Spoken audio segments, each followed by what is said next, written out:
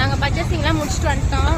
இப்போது வந்து சுண்டல் சாப்பிட்லாம் சொல்லிட்டு வேளச்சேரி டிசிஎஸ் நாட்டகிற சுண்டல் கடையில் உட்காந்துக்கிறோம். இங்கே சுண்டல் சூப்பராக இருக்கும். சுண்டல் வந்துடுச்சு. இங்கே பாருங்க,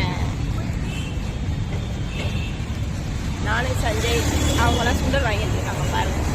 இந்த கடையில் சுண்டல் சூப்பராக இருக்கும்.